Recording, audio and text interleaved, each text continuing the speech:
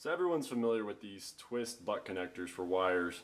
You know, you put your two wires in, you start cranking them down, and eventually it feels tight enough. Well, there's actually a better solution for this, and it's the Wago Lever Nut. So basically you put your two wires in on each side, and then those clamps clamp down those wires, and since it's a clamp, it actually only gets tighter over time. And you can see I'm really pulling on these and it's not going anywhere.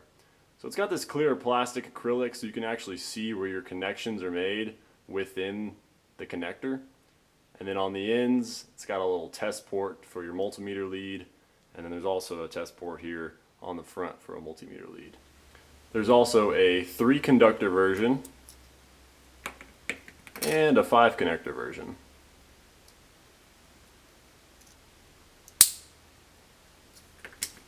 And this is also the same technology they use for their terminal blocks.